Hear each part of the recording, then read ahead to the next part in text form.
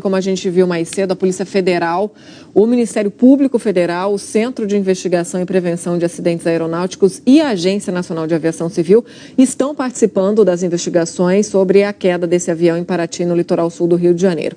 E aqui no estúdio a gente recebe o especialista em gerenciamento de riscos, Gerardo Portela. Gerardo, bom dia, tudo bem? Bom dia, Raquel. Queria que a gente começasse falando sobre a influência das condições climáticas ali no local. A gente sabe que chovia muito, tem as características ali da região, e eu queria saber se essas condições, na sua opinião, foram determinantes para esse acidente. Que implicações podem ter tido essas condições no momento do acidente?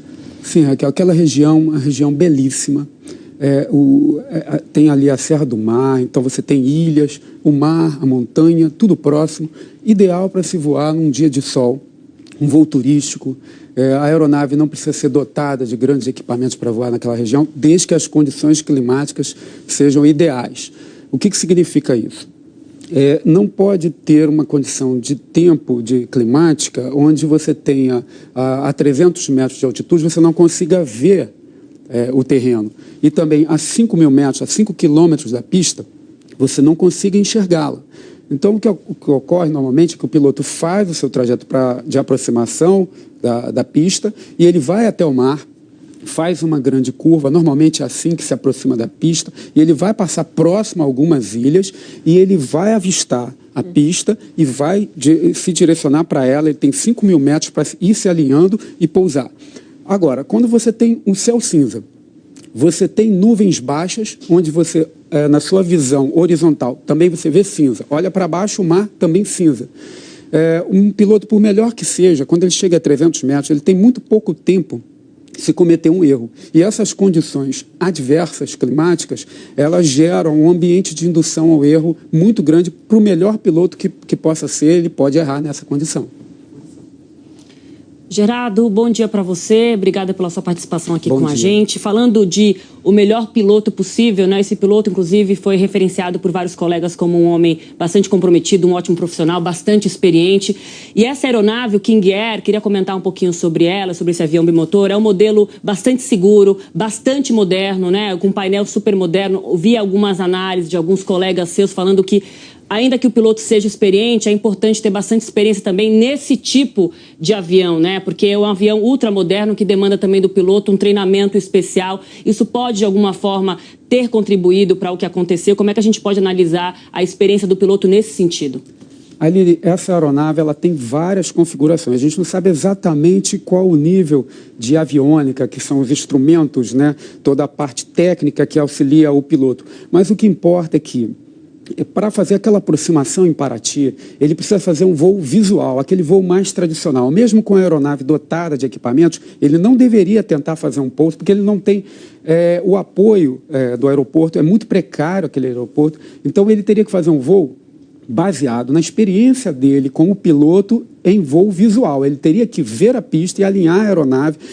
Muitas decisões ficam a cargo do piloto numa condição como essa, ele não tem apoio da pista. Então, ele centraliza coisa demais. E se ele cometer um pequeno erro, e, por exemplo, no meio das nuvens, ele desce abaixo de 300 metros, e quando ele vai fazer aquela curva, baseado nos pontos de GPS, sem enxergar direito, ele olha e vislumbra uma sombra de ilha, ele pode fazer uma curva muito acentuada, mas só que ele está a 300 metros de altitude, então ele tem muito pouco tempo para reagir. E as narrativas, como nós vimos aí do engenheiro Lauro, que foi a testemunha ocular, o primeiro a chegar, a narrativa que ele fez não é uma narrativa oficial de uma investigação, mas ela é bem clara e auxilia bastante os investigadores para mostrar que em algum momento ele precisou fazer uma curva e estava muito baixo, não teve tempo, porque não é assim que se faz a aproximação nesse tipo de aeroporto. Ela precisa estar numa condição climática favorável de voo visual.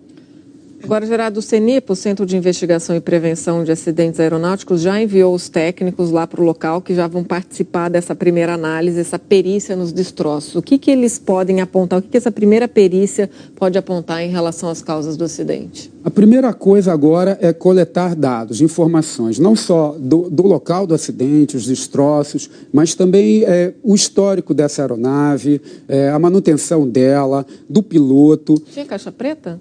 Não, esse tipo de aeronave, aeronaves menores, elas não têm a obrigatoriedade de usar a caixa preta. Pode ser até que o dono da aeronave queira colocar uma, mas isso não é obrigatório.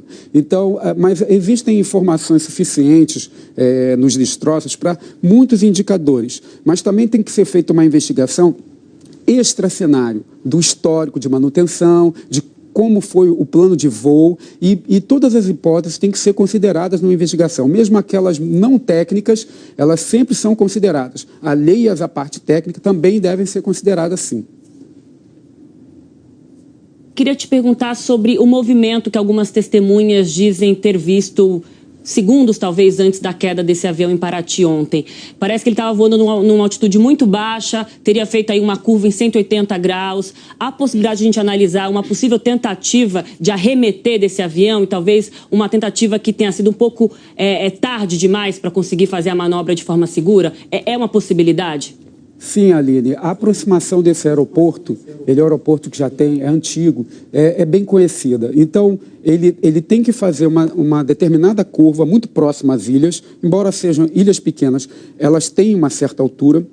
E se ele, nesse momento dessa aproximação, ele não perceber, não conseguir visualizar a pista, não se sentir seguro para isso, ele pode sim arremeter. E ele pode tentar uma segunda vez, ou ele pode desistir e não mais tentar o pouso e retornar para o seu aeroporto de origem ou para um aeroporto alternativo.